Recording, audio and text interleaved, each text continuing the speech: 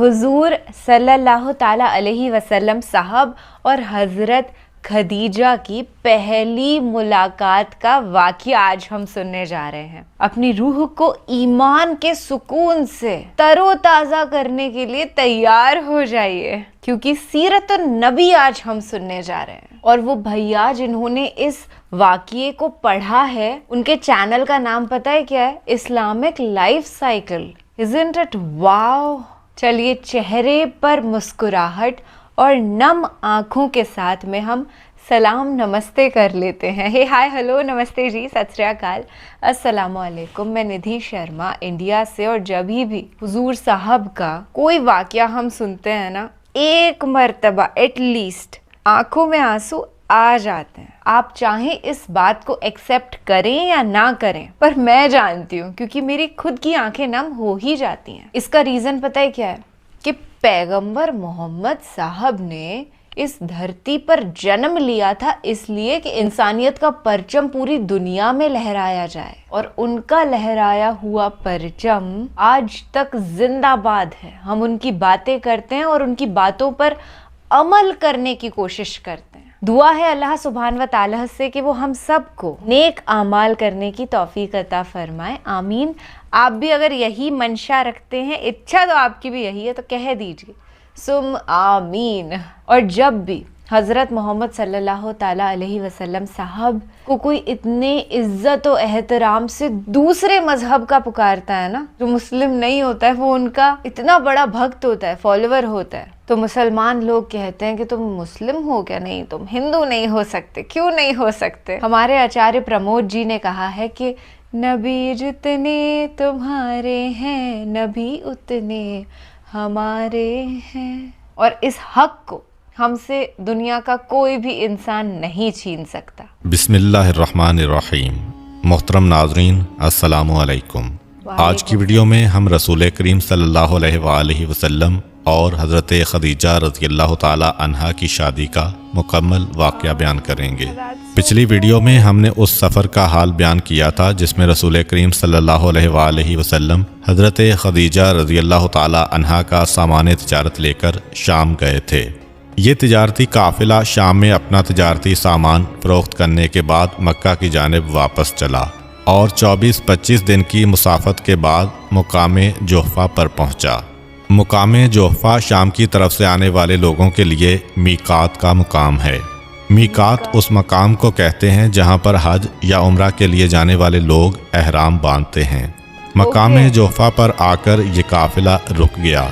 जोहफ़ा से मक्का तक तकरीबन 150 किलोमीटर का फासला बनता है। अरब का एक दस्तूर था कि जब कोई काफ़िला कामयाब वापस आए, तिजारत में उन्हें नफ़ा ज़्यादा हो, तो हमेशा उनकी ये ख्वाहिश होती थी कि हम शहर में जाएं तो लोग हमारा इस्तकबाल करें और हमें मुबारकबाद दें। चूँकि ये काफ़िला अपना माल तिजारत फ़रोख्त करके आ रहा है, हर एक के पास पैसे हैं, इसलिए किसी वीरान मकाम पर नहीं रुक सकते। मक्के से पहले सबसे बड़ा शहर जोहफ़ा है। जोहफ़ा के बाद मक्का तक कोई बड़ी आबादी नहीं है। काफ़िले को वहाँ रोक दिया जाता है और फिर हर आदमी अपने एक एक ग़ुलाम को भेजता है ताकि वो मक्के वालों को जाके बता दे। जनाब खदीजा का ग़ुलाम मैसरा है। बुनियादी तौर पर उसकी ज़िम्मेदारी है कि वो जाए और जाके जनाब खदीजा को इत्तला दे। मगर मैसरा पैगंबर इस्लाम से गुजारिश करता है कि आज तक मेरी मालिका खदीजा ताहिरा को किसी तिजारत में इतना नफ़ा नहीं हुआ है। ये बड़ी खुशखबरी है। मेरी ये ख्वाहिश है कि आप ख़ुद वहाँ तशरीफ़ ले जाएं और ये ख़बर ख़ुद उन्हें पहुँचाएं। पैगंबर इस्लाम ने कहा कि ठीक है, मैं तैयार हूँ। ये सारे के सारे लोग चले। अब ये सब ग़ुलाम हैं, हर एक अपनी मर्ज़ी से जाता है। पैगंबर इस्लाम आगे बढ़े। छोटा सा एक पहाड़ी टीला था। पैगंबर इस्लाम वहाँ पहुँचे और एक लम्हे के लिए उसके पहलू में चले गए। मैसरा ने गुमान किया कि चूँकि सुबह का वक्त है, शायद आराम कर रहे हैं, शाम को सफ़र इख्तियार करेंगे। मैसरा ग़ुलाम है, आका नहीं है कि इस काम में कोई दखल दे। वो खामोश हो गया। अल्लाह के रसूल जोहफ़ा के नज़दीक उस टीले के पहलू में चले गए और वहाँ जाके बज़ाहिर रुक गए, इसलिए कि रास्ता तो आंखों के सामने है, रास्ते में चलते हुए तो नज़र नहीं आ रहे हैं।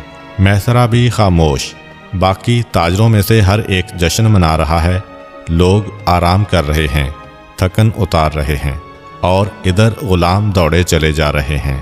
تاریخ بتاتی ہے کہ اسی دن کی صبح کو جناب خدیجہ طاہرہ اپنی سہیلیوں کے ساتھ جا کر اپنی چھت پر بیٹھ گئیں۔ ریشمی کپڑے کا ایک خیمہ سا بنا کر اس کے نیچے بیٹھی ہوئی ہیں اور محو گفتگو ہیں۔ اچانک جناب خدیجہ طاہرہ کو ایسا محسوس ہوا کہ جیسے ایک نور فضا میں نمودار ہو گیا ہو۔ جناب خدیجہ سمجھیں کہ سورج کی روشنی ہوگی، لیکن فوراً یہ احساس ہوا کہ اتنی گرمی نہیں ہو رہی جو سورج کی اتنی روشنی کے ساتھ ہونی چاہیے۔ گھبرا کے پیچھے کی جانب دیکھا تو کیا دیکھتی ہیں کہ جنت المعلیٰ کے قبرستان کے پیچھے جو پہاڑیاں ہیں وہاں سے ایک نور سا نمودار ہو رہا ہے۔ جب مزید غور کیا تو ایسا لگا کہ جیسے ایک قبہ بنا ہوا ہے، اور یہ قبہ سونے اور چاندی کا بنا ہوا ہے۔ یاقوت اور جواہرات کی لڑیاں اس میں سے لٹک رہی ہیں۔ یہ قبہ کسی اونٹ سوار کے سر پر اس انداز سے ہے کہ وہ سارے کا سارا اونٹ اور اس کا سوار اس قبے کے اندر نظر آ رہا ہے، اور یہ نور اسی قبے سے نمودار ہو رہا ہے۔ جناب خدیجہ گھبرا گئیں کہ میری آنکھوں کو دھوکہ تو نہیں ہو رہا ہے۔ اپنی کنیزوں اور اپنی سہیلیوں سے کہا کہ دیکھو جو کچھ میں دیکھ رہی ہوں، کیا تم بھی یہ دیکھ رہی ہو یا نہیں؟ سب نے مڑ کے دیکھا، تصدیق کی کہ ہاں اے خدیجہ طاہرہ، جو کچھ آپ نے دیکھا وہ ہم نے بھی دیکھا، مگر یہ کیا ماجرا ہے؟ جناب خدیجہ غور سے دیکھتی ہیں اور کہتی ہیں کہ جانور تو مجھے جانا پہچانا لگ رہا ہے، یہ تو ایسا محسوس ہو رہا ہے کہ میرا ہی اونٹ ہے۔ سہیلیوں نے کہا کہ خدیجہ طاہرہ یہ کیسے ہو سکتا ہے؟ آپ کا اونٹ تو میسرہ کے ساتھ شام کے سفر میں گیا ہوا ہے، وہ یہاں کیسے آ گیا؟ خدیجہ طاہرہ کہتی ہیں کہ نہیں، اب تو میں سوار کو بھی پہچان رہی ہوں، یہ تو وہی ابو طالب کا بھتیجا محسوس ہو رہا ہے۔ اور ساری سہیلیاں متوجہ ہو گئیں۔ تھوڑی دیر گزرتی ہے کہ خدیجہ طاہرہ نے دیکھا کہ جیسے وہ یاقوت سرخ کا قبہ خود بخود غائب ہو گیا ہو، اور نور میں بھی تھوڑی کمی آنے لگی۔ پروردگار عالم اپنے حبیب کے اعجاز کو ابھی پوشیدہ بھی رکھنا چاہتا ہے۔ اب وہ اونٹ سوار مکے کے محلے کی تنگ گلیوں میں داخل ہو گیا تو اب خدیجہ طاہرہ کو وہ نظر نہیں آ رہا، اور تھوڑی دیر گزری تھی کہ خدیجہ طاہرہ کے مکان کے دروازے پر دستک ہوئی۔ غلام نے آ کر بتایا کہ ابو طالب کے بھتیجے آئے ہیں جو شام کے سفر پر گئے تھے۔ جناب خدیجہ طاہرہ بے اختیار دوڑ کر دروازے پر جاتی ہیں۔ سب کو حیرت ہو رہی ہے کہ وہ خاتون جس کے اشارے پہ 70 کنیزیں حرکت میں آ جاتی ہیں، پہلا موقع ہے کہ اس طرح دوڑ کر بے چینی کے عالم میں دروازے پر گئیں۔ پیغمبر اسلام کو لے کر آئیں اور پہلا سوال یہ کیا کہ آپ تجارت کے سفر سے کب تشریف لائے؟ اب جناب خدیجہ تجسس میں ہیں کہ وہ اونٹ سوار یہی ہیں یا یہ اپنے گھر سے تشریف لا رہے ہیں۔ پیغمبر اسلام نے کہا کہ میں تو ابھی مکہ میں داخل ہوا ہوں اور ابھی خانہ خدا تک بھی نہیں گیا، آپ تک پیغام پہنچانے آیا ہوں کہ آپ کا قافلہ آ گیا ہے، سامان تجارت فروخت ہو گیا ہے، آپ کا غلام میسرہ بھی آ رہا ہے۔ کچھ تجارتی گفتگو ہوئی۔ ایک مرتبہ جناب خدیجہ طاہرہ نے پوچھا کہ وہ قافلہ ہے کہاں؟ جواب دیا جوفہ پر ہے۔ جناب خدیجہ انتہائی حیران کہ آپ کہہ رہے ہیں کہ آج صبح کو آپ قافلے سے چلے تھے اور اب یہاں پہنچ گئے، اس کو تو کم سے کم 2 دن لگنا چاہیے تھے۔ پیغمبر نے کہا کہ جو کچھ میں نے کہا ہے صحیح ہے۔ خدیجہ طاہرہ نے اس کے بعد کوئی سوال نہ کیا۔ ناشتے کا انتظام کیا گیا اور زمزم کی ایک مشق کو منگوایا گیا۔ پیغمبر کی خدمت میں یہ تحفے دیے گئے۔ پیغمبر اسلام مکان سے نکلے اور جوفہ کی جانب جانے لگے۔ جناب خدیجہ کو اطمینان نہ ہوا۔ دراصل جناب خدیجہ کا معاملہ ایک عام بزنس پارٹنر کا معاملہ نہیں ہے، خدیجہ طاہرہ کو شادی بھی کرنا ہے، اس لیے وہ اپنے دل میں پیدا ہونے والے ہر شک کو ختم کرنا چاہتی ہیں۔ خدیجہ طاہرہ نے وہ آب زمزم کی مشق اور کھانا منگوانے کے بعد کہا کہ اگر آپ کو زحمت نہ ہو تو بس ایک تجویز میں اور دینا چاہتی ہوں، وہ یہ کہ آپ واپس قافلے میں چلے جائیں اور قافلے کے ساتھ شامل ہو کر واپس آئیں۔ علماء کہتے ہیں کہ جناب خدیجہ کی غرض یہی تھی کہ وہ پہچان لیں کہ وہ جو نور انہوں نے دیکھا ہے وہ آنکھوں کا دھوکہ تھا یا حقیقت تھی، اور وہ نور اسی نوجوان کے ساتھ تھا یا اتفاق سے اس وقت وہاں سے کوئی اور آدمی گزرا ہو اور یہ نور اس کی وجہ سے بلند ہوا ہو۔ پیغمبر اسلام نے جناب خدیجہ کی درخواست کو قبول کیا باہر آئے اور واپس قافلے میں پہنچے۔ وہاں جیسے ہی پیغمبر اسلام قافلے میں پہنچے تو میسرہ نے آگے بڑھ کر پیغمبر اسلام سے کہا کہ اب بہت دیر ہو گئی ہے، سارے غلام تو جا چکے ہوں گے، آپ اکیلے رہ گئے ہوں گے، لیکن اب آپ جلدی سے جائیے تاکہ ہماری مالکہ کو بھی دوسروں کے ساتھ ہی تجارت میں کامیابی کی خبر مل جائے۔ پیغمبر اسلام مسکراتے ہیں اور کہتے ہیں کہ میں تو خدیجہ طاہرہ کو اطلاع دے کر واپس بھی آ گیا ہوں۔ میسرہ کو یقین نہیں آ رہا، گھبرا کے کہا کہ یہ آپ کیا کہہ رہے ہیں؟ میں نے تو آپ کو اس ٹیلے کے پیچھے آرام کرتے ہوئے دیکھا تھا، مناسب نہ سمجھا کہ آپ کو جا کر جگاؤں۔ میں نے سوچا کہ ٹھیک ہے اب تھوڑی دیر آرام کر لیں، لیکن آپ کہہ رہے ہیں کہ جا کے واپس آ گئے۔ پیغمبر اسلام نے اس ناشتے کے سامان کو کھولا اور کہا کہ تم تو خدیجہ کے گھر میں زندگی گزار چکے ہو، پہچانتے ہو یہ کھانا کس گھر کا پکا ہوا ہے؟ پھر وہ زمزم کی مشک رکھ دی۔ مشک پر خدیجہ طاہرہ کی وہ مہر لگی ہوئی تھی جو تاجر حضرات اپنے ہر مال پر لگاتے ہیں۔ میسرہ کی عقل کام نہیں کر رہی، مگر یہ ایسے ثبوت ہیں کہ انکار بھی نہیں کر سکتا۔ خوشی کے عالم میں آگے بڑھا، قافلے میں جو لوگ اسے قریب نظر آئے سب کو یہ بات بتائی۔ اکثر نے کہا کہ اب تو تم جو کچھ بھی کہو گے ہم یقین کر لیں گے، اس لیے کہ جب سے مکہ سے نکلے ہیں اس نوجوان سے ایسے معجزات دیکھے ہیں کہ اب کسی کا انکار ممکن نہیں ہے۔ مگر ابو جہل کہتا ہے کہ یہ کیا کہہ رہے ہو، یہ ساحر و جادوگر ہے اور ساحروں سے ہر بات کی توقع کی جا سکتی ہے۔ خیر، ابو جہل کی پارٹی جادوگر سمجھ رہی ہے اور باقی لوگ کہہ رہے ہیں کہ ہمیں خود یقین ہو گیا ہے کہ اب یہ ہر معجزہ دکھا سکتا ہے۔ قافلہ مکے کی جانب چلا اور وہاں پہنچنے پر انتہائی احترام اور شان و شوکت کے ساتھ اس قافلے کا استقبال کیا گیا، اس لیے کہ مکہ کی تاریخ میں آج تک کوئی قافلہ اتنا کامیاب واپس نہیں آیا تھا۔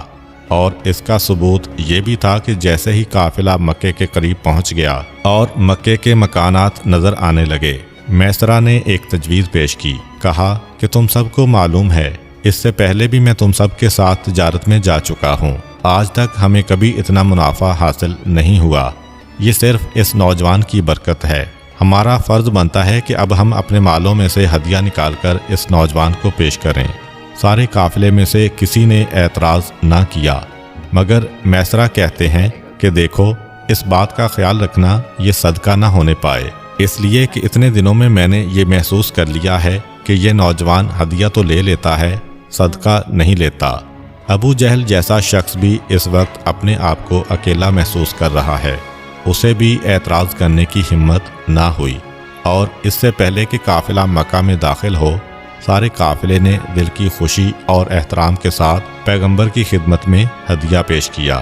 پیغمبر نے ہدیہ قبول کیا اور اپنے مکان کی جانب چلے گئے، اس لیے کہ اب پیغمبر کو جا کے خدیجہ طاہرہ سے گفتگو کرنے کی ضرورت نہیں ہے، مگر وہاں خدیجہ طاہرہ بے چین ہیں۔ خدیجہ طاہرہ نے دوبارہ یہ منظر دیکھا کہ ہاں اس نوجوان کے ساتھ ایک نور آ رہا ہے، دل کو یقین ہوتا چلا گیا کہ یہی وہ گوہر مقصود ہے کہ جس کا میں انتظار کر رہی تھی۔ اب میسرہ جذبات اور جوش میں بھرا ہوا خدیجہ طاہرہ کی خدمت میں پہنچتا ہے۔ جناب خدیجہ پوچھتی ہیں، میسرہ میں نے تمہیں ایک خاص مقصد سے بھیجا تھا کہ تمہیں اس نوجوان کے ساتھ رہنا ہے اور واپس آ کر اطلاع دینا ہے کہ تم نے اسے کیسا پایا۔ میسرہ جناب خدیجہ کو سارے واقعات سناتا ہے، وہ سیلاب کا آنا، وہ اژدہے کا آنا، وہ خشک کنویں سے پانی کا جاری ہونا، وہ درخت کا سرسبز ہونا، ہر پتھر کا سلام کرنا، ہر درخت کی ٹہنی کا جھک سجدہ کرنا، یہ سارے واقعات سنا رہا ہے میسرہ، اور آخر میں وہ پیغام بھی دیا جو اس راہب نے میسرہ کو بلا کے خاص جناب خدیجہ کے لیے بھجوایا تھا۔ جناب خدیجہ نے سب کچھ سنا اور آخر میں میسرہ کہتا ہے کہ ایک معجزہ تو ایسا ہے کہ مجھے خبر دینے کی ضرورت نہیں ہے، آپ آنکھوں سے دیکھ سکتی ہیں۔ وہ یہ کہ ہم نے دیکھا کہ اول تو یہ نوجوان ہمارے ساتھ کھانے میں کم شریک ہوتا تھا، لیکن جب کبھی شریک ہو گیا تو پھر ہم نے یہ دیکھا کہ کتنا ہی کم کھانا ہو وہ سارے کے سارے ساتھیوں کے لیے پورا ہوتا ہے، اور پھر بھی اتنا بچا رہتا ہے جتنا ابتدا میں تھا۔ یہ تو آپ اپنی آنکھوں سے دیکھ سکتی ہیں۔ میسرہ کی بات جناب خدیجہ کی سمجھ میں آ گئی، کہا کہ جاؤ جا کے فوراً بلا کر لاؤ اور کہو کہ اس وقت تھوڑی دیر کے لیے آپ ہمارے ساتھ ہمارے دسترخوان پر بیٹھ جائیں۔ पैगम्बर इस्लाम मैसरा के साथ तशरीफ़ लाए। जनाब खदीजा ने घर में जितने भी मर्द थे, रिश्तेदार, ग़ुलाम, सबको जमा किया और एक दस्तरखान पर बिठाया, इस हालत में कि एक छोटे से प्याले में खजूरें भर के रख दीं और सब के सब दस्तरखान पर बैठ गए।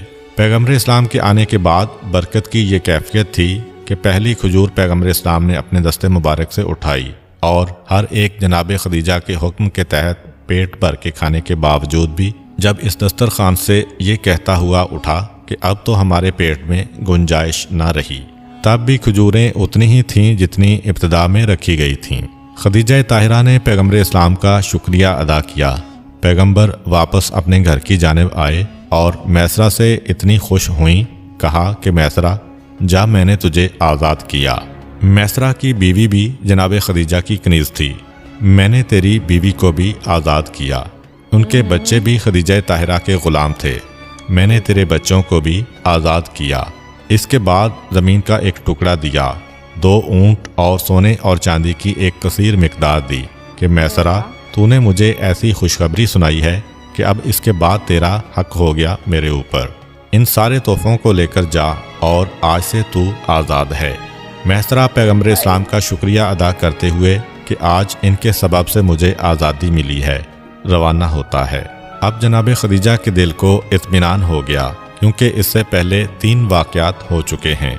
एक तो ये कि एक मर्तबा जनाब खदीजा अपनी सहेलियों के साथ खाना खुदा के सामने वाले सहन में बैठी हुई थीं कि एक यहूदी आलिम वहाँ से ये कहता हुआ गुजरा कि मुबारक हो, तुम में एक ऐसी औरत है जो अल्लाह के आखिरी नबी की बीवी बनने वाली है, और ए मक्के की औरतों, वो आखिरी नबी इसी मक्के की सरजमीन पर ज़ाहिर होगा। तुम में से जो भी उसकी अताअत करे और उसे कबूल करे, वो दुनिया और आखिरत दोनों की मलका होगी। बाकी औरतों ने तो कंकर उठाकर उस आलिम को मारा, मगर जनाब खदीजा के दिल में ये बात बैठ गई, क्योंकि जनाब खदीजा उन औरतों में से एक थीं जो इस्लाम से पहले ही अल्लाह के दीन की जानिब इन मानों में राग़िब थीं कि उनके एक चचा थे, वर्का इब्न नौफल, जो तौरात और ज़बूर के बहुत बड़े आलिम थे। जनाब खदीजा अक्सर उनके पास जाया करती थीं और उनसे तौरात और ज़बूर सुना करती थीं। फिर दूसरा वाक़या पेश आया कि एक दिन जनाब खदीजा ने एक यहूदी आलिम की अपने घर में दावत की, क्योंकि जनाब खदीजा उलमा का बड़ा एहतराम करती थीं। जनाब खदीजा अपने घर के बालाखाना पर हैं, यहूदी आलिम बैठा है। एक मरतबा घबरा के जनाब खदीजा से कहा कि ये जो नौजवान गली में से जा रहा है, क्या तुम इसको एक लम्हे के लिए यहाँ बुलवा सकती हो? जनाब खदीजा कहती हैं कि मैंने पहचान लिया है, ये बनु हाशिम का नौजवान है। ग़ुलाम से कहा कि जाओ और जाकर मेरा पैगाम दो। पैगंबर आए। खदीजा ताहिरा पर्दे में हैं और ये यहूदी आलिम सामने है। पर्दे के बाहर यहूदी आलिम ने कहा कि अगर इजाज़त हो तो मैं आपके लिबास को शाने से थोड़ा सा हटाना चाहता हूँ।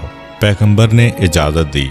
यहूदी आलिम ने लिबास हटाया, मोहर नबूवत की ज़ियारत की, एक मरतबा उसे बोसा दिया।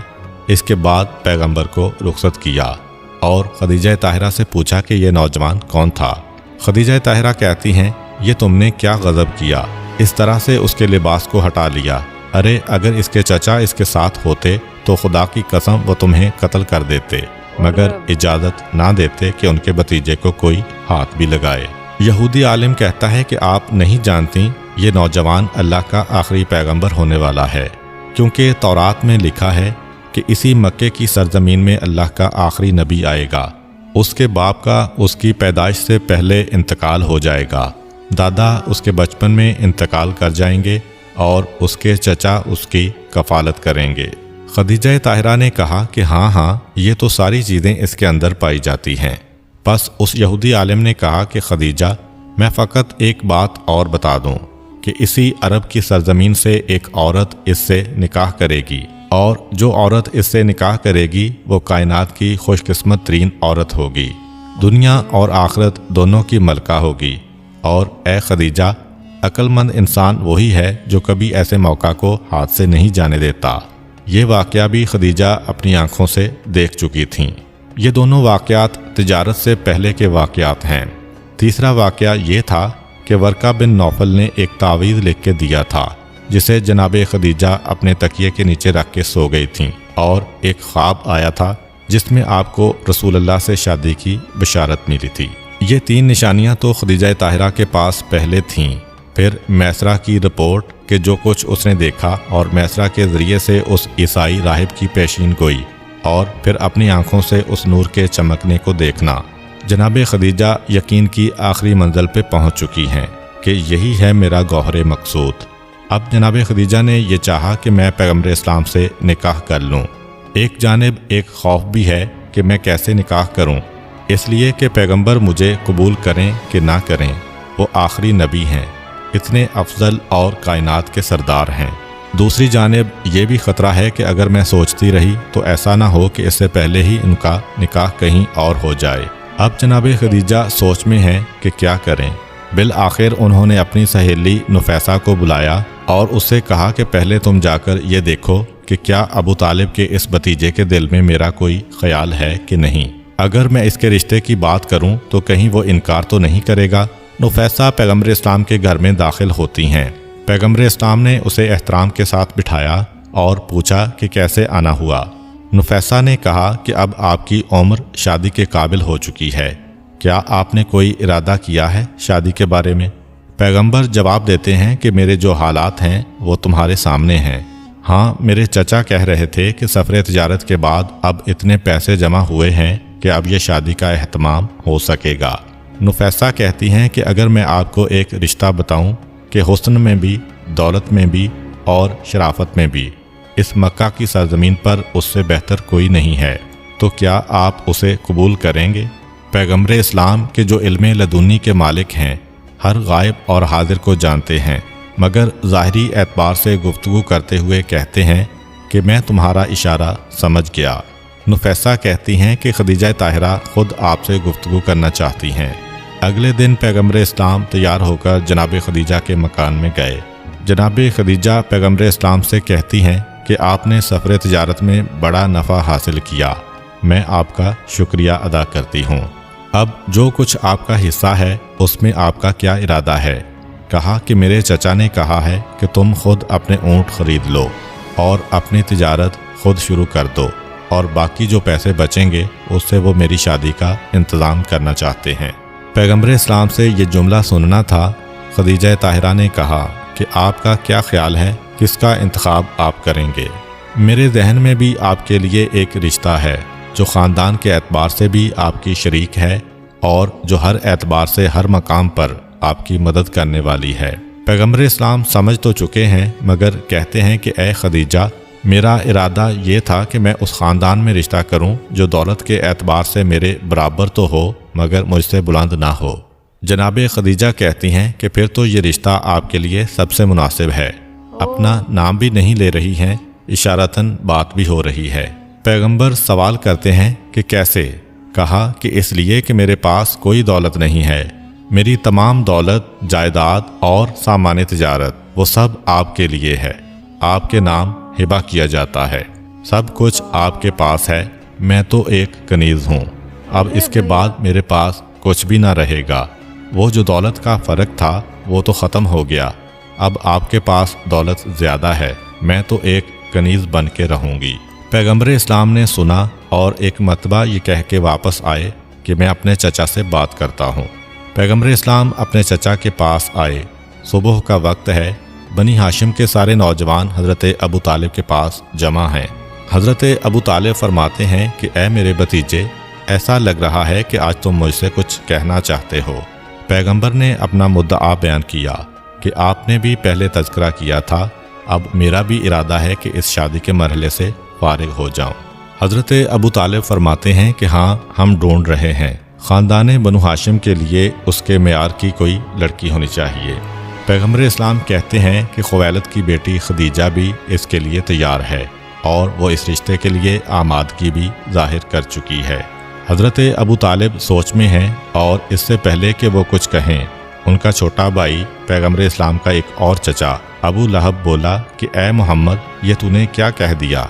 क्या तुम्हें मालूम नहीं कि खदीजा ताहिरा का मेयार कितना बुलंद है? फलां इलाके के बादशाह ने पैगाम भेजा, रद्द कर दिया। फलां कबीले के सरदार ने पैगाम भेजा, रद्द कर दिया। अगर हमारे ख़ानदान में से कोई सरदार पैगाम भेजता तो समझ में आने वाली बात थी, मगर तुम्हारे पास तो कुछ भी नहीं है।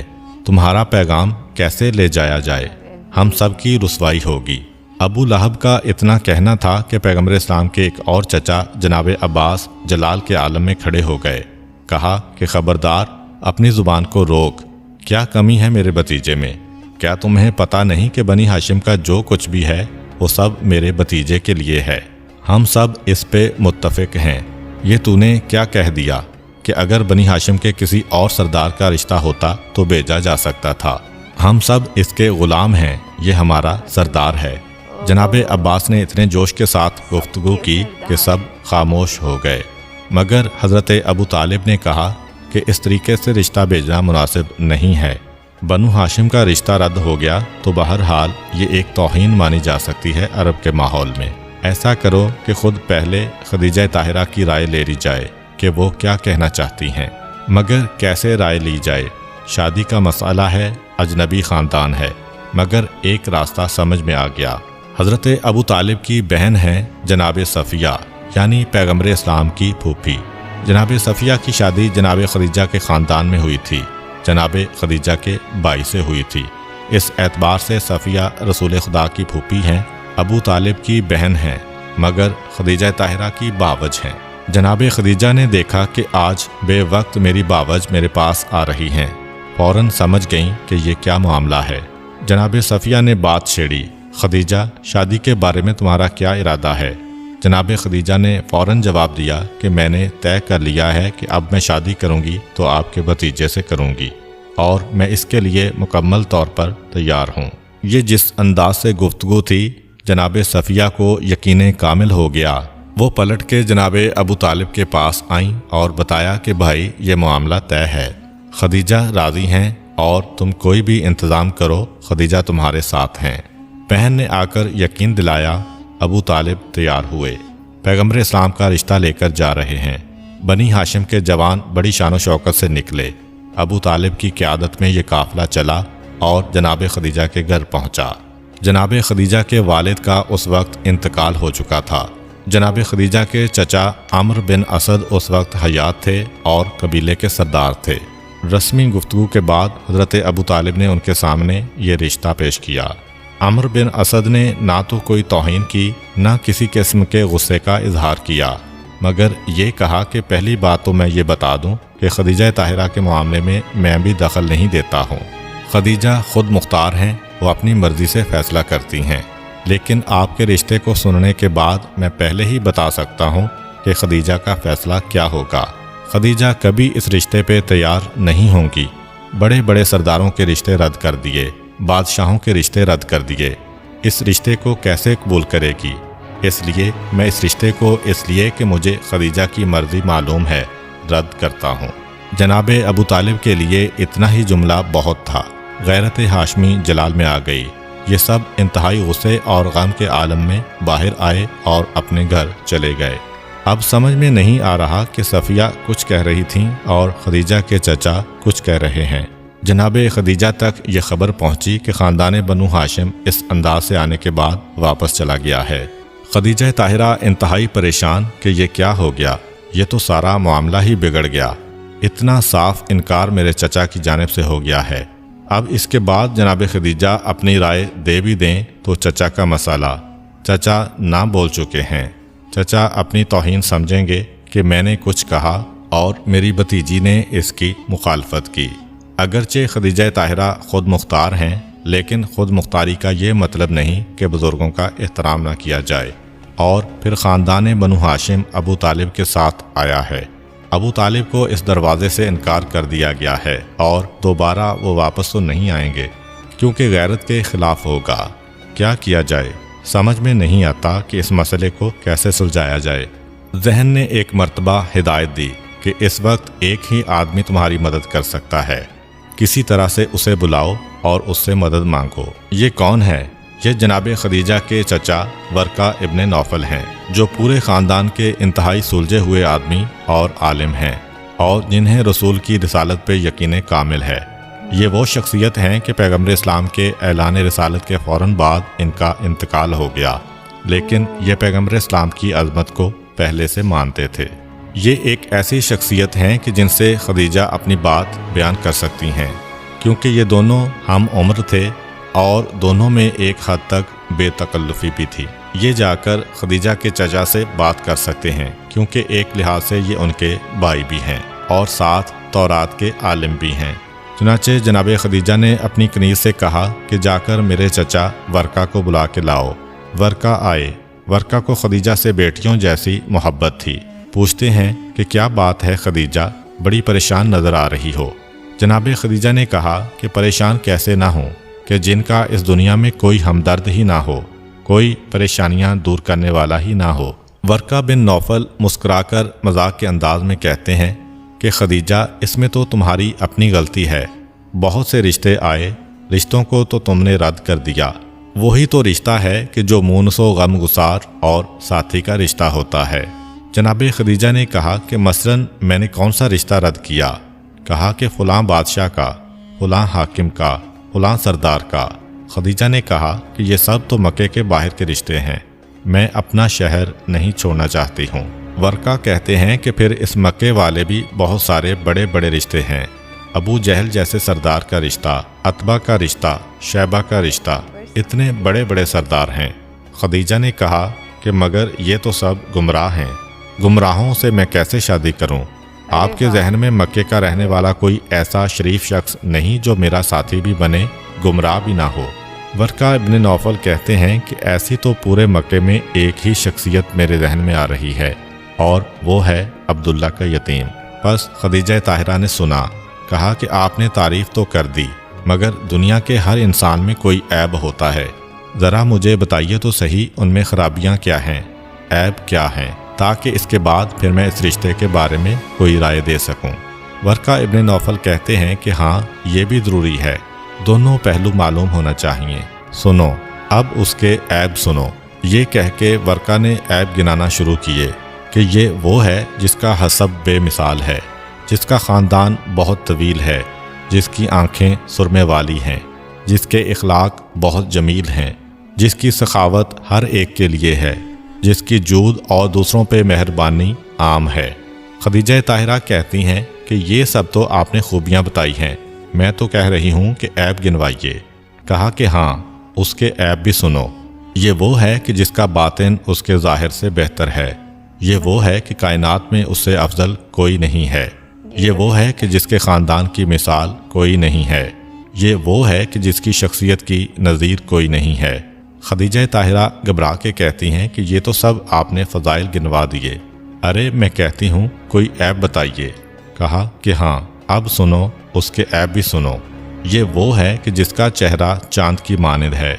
ये वो है कि जिसकी पेशानी सितारों से ज़्यादा चमक रही है। ये वो है कि जिसकी खुशबू मुश्को अंबर से ज़्यादा है। ये वो है कि जिसका कलाम शहद से ज़्यादा शीरीं है। ये वो है कि जब चलता है तो ऐसा लगता है कि 14वीं का चाँद चल रहा है। जनाब खदीजा ताहिरा कहती हैं कि ये सब तो फ़ज़ाइल हैं, मैं कह रही हूँ कि ऐब गिनवाइए। वर्का आखिर थक के कहते हैं कि खदीजा, उसका ऐब कौन गिनवाए जिसमें कोई ऐब ही नहीं है, जो सर से लेकर पैर तक फ़ज़ाइल का मुजस्मा है। जनाब खदीजा ने कहा कि जब ऐसी कैफियत है कि आप जैसा आदमी कह रहा है तो अब इसके अलावा किसी और रिश्ते का तसव्वुर ही नहीं हो सकता। अब मैं ये चाहती हूँ कि आप किसी तरह इस मामले को पाए तकमील तक पहुँचाएँ। वर्का इब्न नौफल ने कहा कि खदीजा, यह मामला ऐसा है कि मैं इसमें यूँ नहीं पढ़ूँगा, मेरी शर्त है, मुझे भी कुछ चाहिए। जनाब खदीजा कहती हैं कि ये आपने क्या बात कर दी, जो आप चाहें, जो चीज़ आप तलब करें आपके लिए है। दौलत चाहिए, सवारी चाहिए, जायदाद चाहिए, मकान चाहिए। वर्का ने कहा कि खदीजा, तुम्हें मालूम है कि इन चीज़ों की मुझे कभी भी ज़रूरत नहीं थी, मैं तो कुछ और चाहता हूँ। जनाब खदीजा कहती हैं कि बताइए तो सही, आपका मुतालबा क्या है, मैं आपका मुतालबा पूरा करूँगी। वर्का ने कहा कि सुनो खदीजा, मुझे मालूम है कि तुम्हारा शौहर क़यामत के दिन सारे गुनाहगारों की बख्शिश करवाने वाला होगा। वो रोज़े हिसाब का दिन होगा। उसका तसव्वुर करके आज भी मेरा जिस्म कांप रहा है। बस एक वादा करो, मैदान क़यामत में अपने शौहर से कहकर मेरी शिफात करवाओगी। जनाब खदीजा ने कहा कि चचा, मेरा आपसे रोज़े क़यामत बख्शिश का वादा है। ورقہ نے کہا کہ اب بتاؤ، میں دل و جان سے تمہاری خدمت کرنے کو اور اس رشتے کو طے کرانے کو تیار ہوں۔ مسئلہ کیا ہے؟ پریشان کیوں ہو؟ خدیجہ طاہرہ نے کہا کہ مسئلہ یہ ہے کہ ایک طرف میرے چچا انکار کر چکے ہیں، دوسری جانب ابو طالب اس گھر کے دروازے سے واپس لوٹائے جا چکے ہیں۔ میری سمجھ میں نہیں آتا کہ میں کیا کروں۔ ورقہ نے کہا کہ ٹھہرو، اس مسئلے کو میں طے کرتا ہوں۔ ورقہ اپنی جگہ سے کھڑے ہوئے اور کہا کہ دونوں کو سمجھانا میرا کام ہے۔ سب سے پہلے وہ عمرو بن اسد کے پاس جاتے ہیں جو ان کے رشتے کے بھائی ہیں اور جناب خدیجہ کے سگے چچا ہیں۔ جا کے کہتے ہیں کہ اے عمرو، غضب کر دیا تو نے، حمزہ کی تلوار کو بھول گئے، خاندان بنی ہاشم کو اپنے دروازے سے ذلیل کر کے بھیج دیا۔ کیا تمہیں معلوم نہیں کہ خاندان بنو ہاشم اگر تلواریں نکال کر ہمارے خلاف آ جائے تو سارے مکے میں کوئی ہماری حمایت کرنے والا نہ ہوگا، سب بنی ہاشم کے پرچم تلے جمع ہو جائیں گے، ہمارے خاندان کے لیے زندہ رہنا محال ہو جائے گا، یہ ساری عزت دولت، یہ سارا اقتدار، یہ سب ختم ہو جائے گا۔ اور تم نے نتائج پر غور کیے بغیر ابو طالب جیسے مرد شریف اور حمزہ جیسے شیر نر کو اپنے دروازے سے واپس کر دیا ہے۔ یہ نہیں سوچا کہ اگر یہ لوگ ہمارے خلاف ہو گئے تو کیا ہوگا۔ عمرو بن اسد گھبرا گئے، کہا کہ ورقہ ہوا کیا ہے؟ میں نے کسی کو ذلیل نہیں کیا، کسی کی توہین نہیں کی۔ کہا کہ خاندان بنو ہاشم ایک رشتہ لے کر یہاں آیا تھا، کون ہے جو بنی ہاشم کا رشتہ رد کرے، اور تم نے اسے رد کر دیا۔ عمرو ابن اسد کہتے ہیں کہ دیکھو، دو وجوہات تھیں، خاندان بنو ہاشم سے اگر کسی اور کا رشتہ آتا تو شاید میں رد نہ کرتا۔ خاندان بنو ہاشم اپنے خاندان کے ایک یتیم کا رشتہ لے کر آیا تھا، عبداللہ کے یتیم کا۔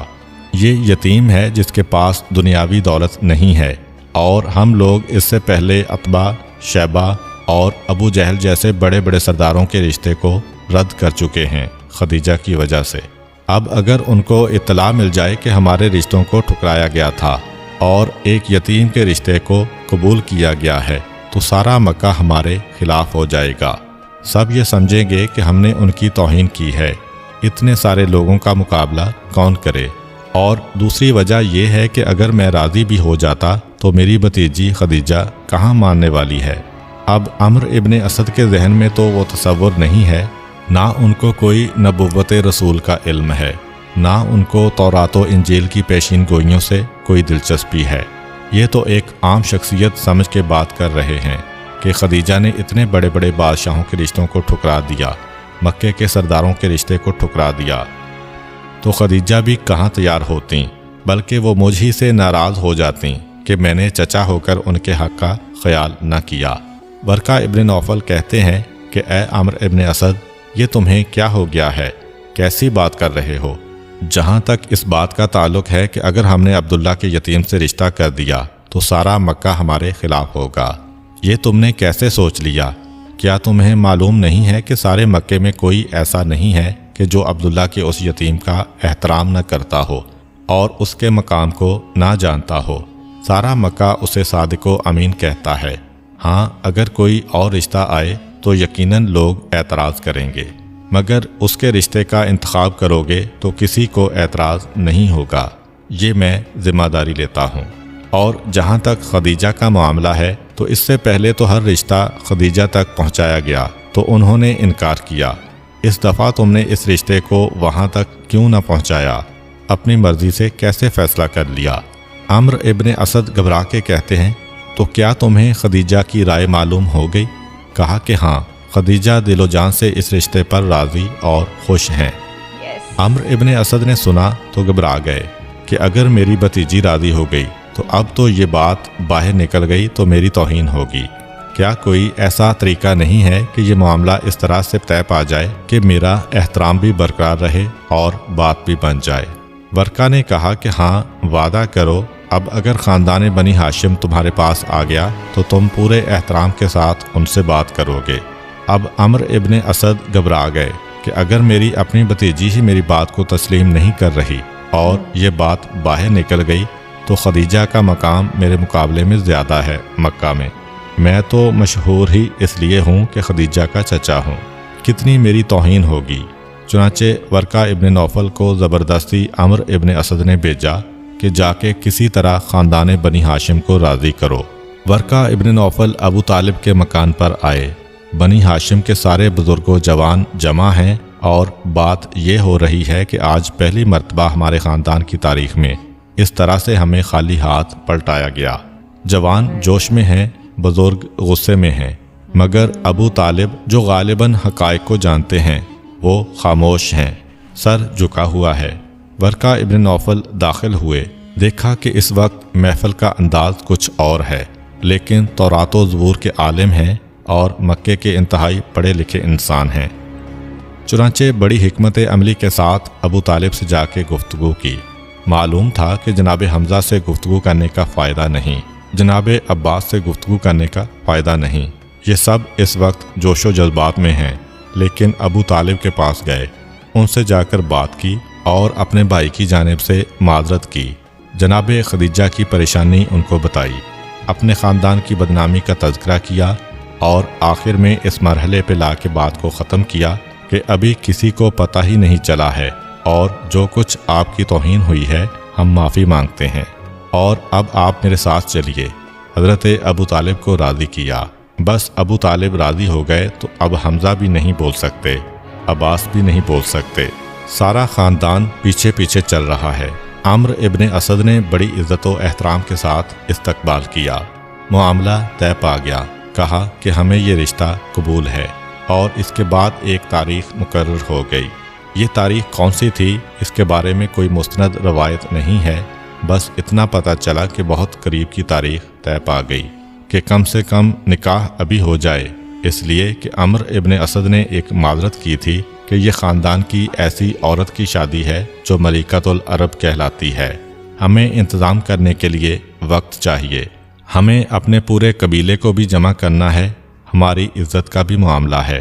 तो ख़ानदान बनु हाशिम ने यह तजवीज़ रखी कि कम से कम निकाह अभी हो जाए, रुखसती चाहे बाद में हो जाए। अम्र इब्न असद राज़ी हो गए और आखिर जो दिन तय पाया था उस दिन ख़ानदान खदीजा ने एक छोटी सी तकरीब का एहतमाम किया था। सब लोग तैयार हैं। अब तारीख़ बताती है कि अगर वक्त नहीं मिला था तैयारी का, मगर जनाब खदीजा को तो मालूम है कि ये वो शादी हो रही है कि जिसके लिए खदीजा काफ़ी अरसे से बेचैन थीं। मुख्तसर से वक्त में बेहतरीन इंतज़ामात कर लिए गए और अब इंतज़ार हो रहा है कि बनी हाशिम का ख़ानदान पैगम्बर इस्लाम के साथ आए। इस अरसे में मक्का के दूसरे सरदार आने लगे जो बतौर मेहमान बुलाए गए थे।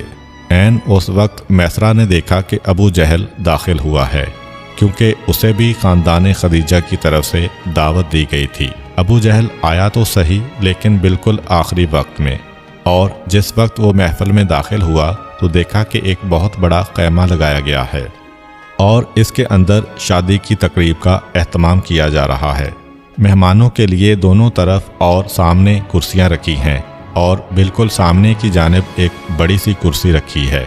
अबू जहल अपने मकाम को जो उसे मक्के में हासिल है जहन में लाता है और सोचता है कि ये कुर्सी मेरे लिए है, इसलिए वो आगे बढ़ा और इस बड़ी कुर्सी पे बैठना चाहता है कि मैसरा ने यह मंजर देखा, डांट के रोक दिया कि ए अबू जहल, अपने मकाम को पहचान, ये तेरा मकाम नहीं है, तुझे आम मेहमानों के साथ बैठना पड़ेगा।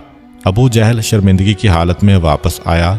अभी कुर्सी पर बैठा था कि यकायक शोर हो गया कि बारात आ गई है और सब ने यह मंजर देखा कि हज़रत अबू तालिब के पहलू ब पहलू पैगम्बर इस्लाम इस शान से तशरीफ़ ला रहे हैं कि हज़रत अब्दुल मुत्तलिब का पैरहन बदन के ऊपर है, हाथ में अकीके सुर्ख की अंगूठी है, हज़रत इब्राहीम का असा हाथ में है, पाँव में हज़रत इलियास की नालैन है।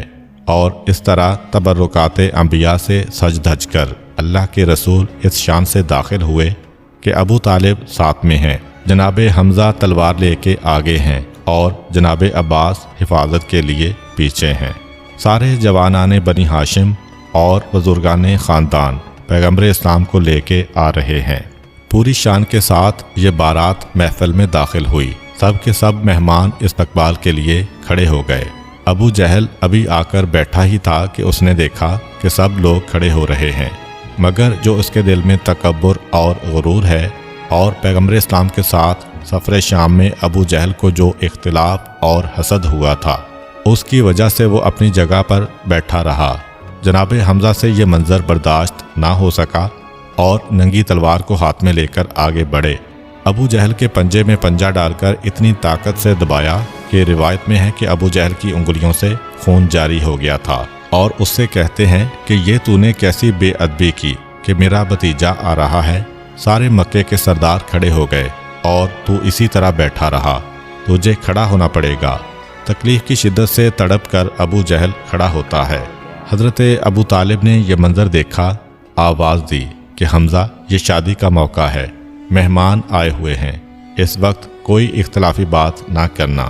جناب حمزہ جو ابو جہل کو سزا دینا چاہتے تھے، مگر اپنے بھائی جو خاندان کے سردار بھی ہیں ان کی بات سن کے واپس آ گئے۔ پیغمبر اسلام کو لا کے اس کرسی پر بٹھایا گیا۔ ایک جانب حضرت ابو طالب بیٹھے ہیں، ایک جانب حضرت خدیجہ کے چچا عمرو ابن اسد بیٹھے ہیں، ان کے برابر میں ورقہ ابن نوفل بیٹھے ہیں۔ تھوڑی دیر کے بعد نکاح کی رسم کا آغاز ہو گیا۔ حضرت ابو طالب نے خطبہ نکاح پڑھا۔ اس خطبے میں پروردگار کی توحید کا ذکر ہے، انبیاء کی نبوتوں کا تذکرہ ہے، ابراہیم و اسماعیل کی فضیلت کا تذکرہ ہے، اور اس کے حوالے سے اپنے خاندان کی فضیلت بیان کرنے کے بعد پھر پیغمبر اسلام کا ذکر ہے کہ مکہ والو تمہیں پتہ ہے کہ علم میں، فضل میں، شرافت میں، بلند ہمتی میں میرے بھتیجے جیسی مثال اس وقت پوری دنیا میں نہیں ہے۔ ہاں جہاں تک مال کا سوال ہے تو یقیناً مال تو بہت کم ہے، لیکن تم اس بات کو بھی جانتے ہو کہ مال ایک ڈلتے ہوئے سائے اور اڑتے ہوئے پتے کی مانند ہے۔ مال کے ملنے سے نہ کسی کو فضیلت ملتی ہے اور نہ مال کے نہ ملنے سے کسی کی فضیلت کم ہوتی ہے۔ اور اس کے بعد اپنے خطبے کے اختتام میں اعلان کیا کہ میں اپنے بھتیجے کی جانب سے اس کا نکاح خدیجہ کے ساتھ کرتا ہوں، اور نکاح کے اس صیغے کے بعد آخری جملہ یہ کہا کہ میں خدا کی قسم کھا کر یہ کہتا ہوں کہ عنقریب میرے بھتیجے کو ایک بہت بڑی خوشخبری اور ایک بہت بڑی سعادت ملنے والی ہے۔ جناب ابو طالب کا کلام مکمل ہوا۔ اب اس کے بعد عمرو ابن اسد کے جو حضرت خدیجہ کے نمائندے ہیں انہیں جواب دینا ہے، لیکن ورقہ ابن نوفل نے بڑی تیزی کے ساتھ جواب دیا۔ پہلے اللہ کی تعریف بیان کی اور انبیاء کا تذکرہ کیا، پھر اپنے خطبے میں کہا کہ اے سردار قریش، کون ہے کہ جو آپ کے خاندان کی عظمت کو نہیں جانتا، اور ہمارے لیے بڑے فخر کا مقام ہے کہ آج ہم اپنے خاندان کے رشتے کو آپ سے جوڑ رہے ہیں، اور میں اپنی بھتیجی خدیجہ کا نکاح آپ کے بھتیجے سے کرتا ہوں۔ نکاح کا یہ جملہ ورقہ نے ختم کیا۔ اگرچہ یہ نکاح اعلان نبوت سے پہلے ہوا، مگر اس کے بارے میں پروردگار عالم کی یہی مرضی تھی کہ اس کا ایک ایک جز شریعت اسلامیہ کے مطابق ہو۔ چنانچہ ابو طالب کہتے ہیں کہ ورقہ، آپ نے جواب دیا، مگر ہماری خواہش ہے کہ خدیجہ کے چچا جو اس وقت خدیجہ کے نمائندے اور وکیل بھی ہیں وہ اس جملے کا جواب دیں۔ ایسا لگتا ہے کہ ورقہ ابن نوفل نے شاید اس لیے جلدی کی کہ وہ چاہتے تھے کہ اس سعادت میں میرا نام بھی لکھا جائے کہ اللہ کے آخری رسول کے نکاح میں نے بھی چند جملے ادا کیے ہیں، میں نے بھی حصہ لیا ہے، کیونکہ شرعاً تو سگے چچا کو جواب دینا چاہیے تھا۔ عمرو ابن اسد نے جواب دیا اور ہر طرف خوشی کی لہر دوڑ گئی کہ یہ نکاح ہو گیا۔ حضرت ابو طالب نے نکاح کے وقت ہی حق مہر حضرت خدیجہ کو ادا کر دیا۔ حق مہر مختلف روایتوں کے مطابق 20 اونٹ یا 12.5 اونس سونا یا 400 سونے کی اشرفیاں تھیں۔ اس کے بعد اسی دن ولیمے کا اہتمام کیا گیا۔ جناب خدیجہ کے خاندان نے رخصتی کے لیے مہلت مانگی اور نکاح ہونے کے بعد خاندان بنو ہاشم واپس اپنے گھر آ گیا۔ تاریخ بتاتی ہے کہ تقریباً 6 مہینے رخصتی کی تیاریاں ہوتی رہیں۔ جناب خدیجہ نے رخصتی کے لیے شایان شان اہتمام کیا تھا۔ مقررہ تاریخ پر خاندان بنو ہاشم پھر ایک مرتبہ خاندان خدیجہ کے محلے کی طرف آتا ہے۔ شان و شوکت جو روایتوں میں لکھی ہے، انسان جب اس کو دیکھتا ہے تو دنگ رہ جاتا ہے کہ جناب خدیجہ نے کیا انتظامات کیے تھے، کس طرح سے مشک کا چھڑکاؤ کیا گیا تھا، کس طریقے سے سونے اور چاندی کے زیورات کنیزوں تک کو پہنائے گئے تھے۔ تاریخ بتاتی ہے کہ شادی کی تقریب میں جتنی کنیزوں نے حصہ لیا ان کے سر کے ایک ایک بال میں موتیوں کو پرویا گیا تھا۔ انتہائی قیمتی قالین سارے محلے میں بچھائے گئے تھے اور اس شان کے ساتھ خدیجہ طاہرہ کی رخصتی کا انتظام ہوا کہ اس موقع پر خاندان بنو ہاشم کی 2 عورتیں دلہن کو اپنے ساتھ لے کر آئیں۔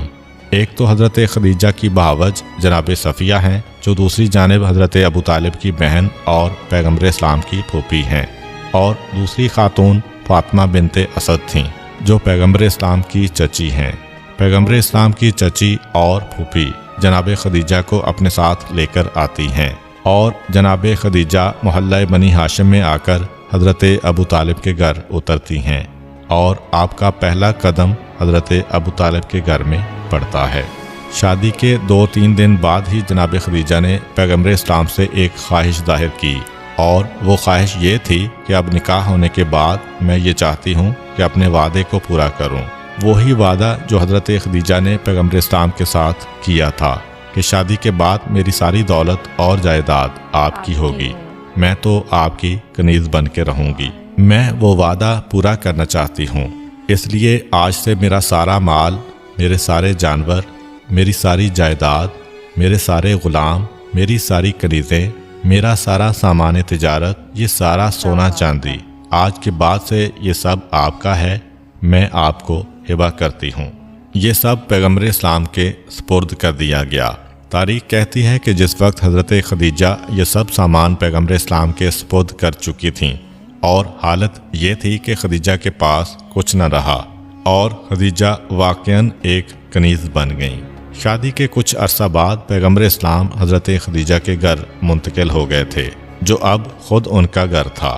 اس کے بعد پھر اللہ کے رسول نے جناب خدیجہ کی تجارت کو اور وسیع کیا، اور اس وقت مکہ کے لوگوں نے یہ دیکھا کہ اتنی دولت آنے کے بعد بھی یہ نوجوان ایسا ہے کہ نہ اس کی سچائی میں کوئی فرق پڑ رہا ہے، نہ اس کی امانت میں کوئی فرق آ رہا ہے۔ کیونکہ بہت سے لوگ ایسے ہوتے ہیں کہ جب تک ان کے پاس پیسہ نہیں ہوتا ان کا ایمان بھی سلامت ہے، ان کا کردار بھی سلامت ہے، ہر وعدے میں سچے ہوتے ہیں، مگر جیسے جیسے ان کی دولت میں اضافہ ہوتا جاتا ہے ویسے ویسے ان کا کردار ختم ہونے لگتا ہے۔ تاریخ کہتی ہے کہ جناب خدیجہ کی اتنی دولت جب پیغمبر اسلام کے ہاتھ میں آ گئی تو سارے مکے نے حیرت سے یہ منظر دیکھا کہ اب تو رسول دولت کے اعتبار سے مکے میں سب سے بڑے ہو گئے، لیکن ابھی تک نہ صداقت میں کوئی کمی ہے نہ امانت میں کوئی کمی ہے۔ وہی انداز اور وہی طریقہ ہے۔ اب وہ مرحلہ آ گیا کہ جس وقت مکہ والوں نے یقین کے ساتھ کہا کہ آج سے پہلے بھی ہم انہیں صادق و امین کہتے تھے، لیکن اب تو ان کے صادق و امین ہونے میں کوئی شک ہی باقی نہ رہا۔ یہی وجہ ہے کہ اعلان نبوت کے بعد ہر طرح کی دشمنی کے باوجود بھی مکہ کے لوگ اپنی امانتیں پیغمبر اسلام کے پاس رکھوایا کرتے تھے۔ تاریخ بتاتی ہے کہ شادی کے بعد پیغمبر اسلام اور جناب خدیجہ نے پورے 25 سال گزارے ہیں ایک ساتھ، 15 سال اعلان نبوت سے پہلے اور 10 سال اعلان نبوت کے بعد۔